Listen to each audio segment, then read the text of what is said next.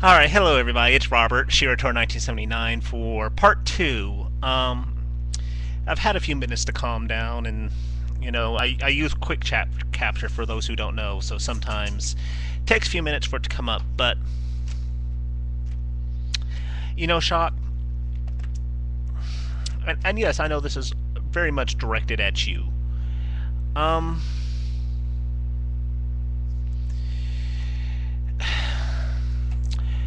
you made some very interesting comments. You seem to have this thing of, oh, God doesn't show tolerance. God is not tolerant of anybody. Of not, because especially your latest Jehu video.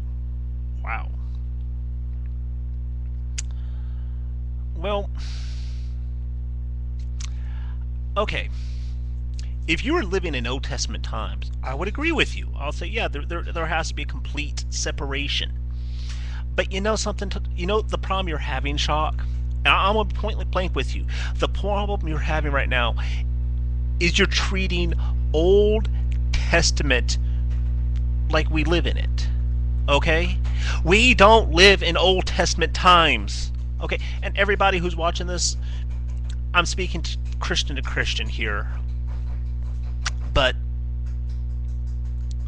this is not the Old Testament times. Yes, we can still learn from the Old Testament, okay? I'm not saying don't read it, because that would be foolish. You would miss out on so much of a blessing. And by the way, Shock, I would strongly suggest reading Septuagint. Great books in there. Great lessons, especially those on pride and arrogance that I think you're missing out on, man. And the reason I say that is we now live in a time that we follow Jesus' example.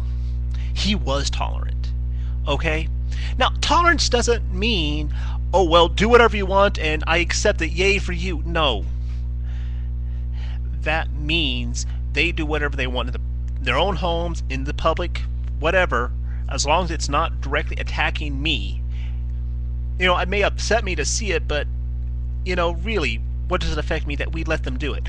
Now, I'm going to admit, and my friends know this, okay? I'm going to point an example. If a pagan friend of mine came into my church and insisted on drawing a pentagram and trying to conduct a ritual during services, I myself would ask him, man, don't do that first. They keep doing it, they got to go. Okay? Is that intolerant? Yeah! Okay? In a manner of speaking, it can be considered intolerant. Because they're in my place of worship, disrupting it. And, kind of showing insult.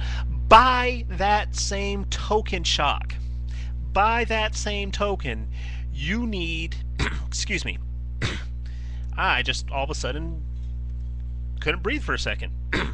But by that same token, Shock, you cannot go to a pagan ritual, wherever it may be, and start shouting the Bible.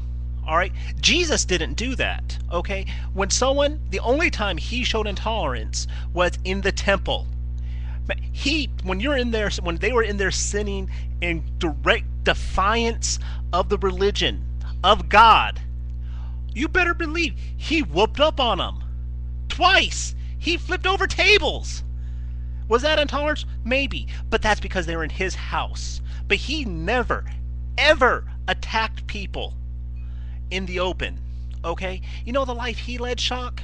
You want to know the life Christ led that we, as Christians, Shock, should be leading? Is one of love, forgiveness, and mercy. What that means, Shock, is when I see someone in need, you help them. And you don't go with them. You don't take this Bible, which I do love the Bible. I love my Lord more. The Bible's still just a book. Okay? Maybe divinely inspired, but it's still a book. But I don't go over there and try to shove it down their throats or say, you know what, man? You're a pagan, so I can't be friends with you. Convert or die. And we're taking, no, you're not going to get my help unless you convert to Christianity or listen to what I have to say. God never did that. Jesus never did that. Now, I believe in Trinity, so Jesus and God. We're talking New Testament times before anyone starts to jump on me. But he saw people in need. You know what he did? He went out there and did good. He didn't do it. I don't believe, because I don't say it, he didn't do it for followers. You know what? He did good, and people would like his actions spoke to people, and they followed him because of what they did. They wanted to know more about him because of what he did. Sermon on the Mount. It started when I read it. He obeyed the laws, because I've studied history, Shock. I don't know how much history you have actually studied. I've studied history. He still obeyed the laws. It started with a small group. Everybody there was there to hear him, was listening to him. He wasn't on some street corner screaming at people, grabbing by the shirt, saying, "Turn or burn! Turn or burn!" No, he wasn't doing that. He spoke with authority. Don't get me wrong. He spoke with authority. But he spoke primarily with love in his heart for people.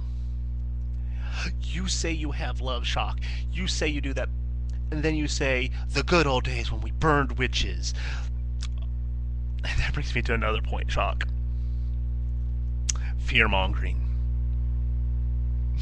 You have actually said pagans burned their kids in rituals. Well, Shock, I'm going to be the first. I've been to many, many pagan rituals. I've never partaken. I have been invited to observe. I've studied. You want to know something, Shock? Children to the pagan community, and it should be the same with Christian community. It's the same with atheist community. But you know, for the most part, they are loved. They are cherished. They're not going to inflict harm upon them. Now, of course, there are exceptions to all of them, but we're speaking in a very general sense. They don't harm those they love. I want to know where you got this. I want to know, without propaganda, where this happened, where you observe this, where you know this. And please, Shock, don't say the Bible says it did that, because you know what, we're talking here and now. That may have happened back then.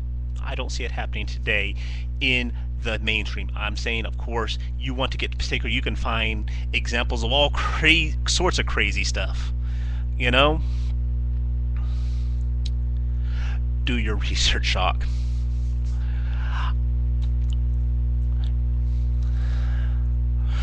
You want to see, and I hate to say, I don't say, you want to see where intolerance of people will lead you. If we obeyed and did as you say, kill the witches, do as you would love to see, you know where that's going to lead us? Genocide, evil beyond your belief.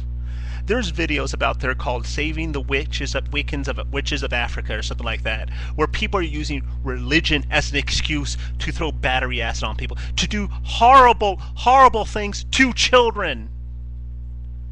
Now, yes, it's an excuse, but they're still using it, doing the name of Christianity. And by you saying the good old days and talk about how you would love to see Wiccans harmed and their attacks on it, you are condoning it, whether you know it or not, because the actions of your words. I want to share something with everybody. I'm Eastern Orthodox, so we do believe in saints. My saint is Saint Seraphim of Sarov. Great man. Great man. I'm going to say this, even if you don't agree with his religious views, his just views on humanity were great. And you know what? I'm going to stop here because I think he deserves some time spent on him. So anyway, part 3 will be coming up as soon as this loads up. I hope you guys be safe. We'll talk to you in a few more minutes.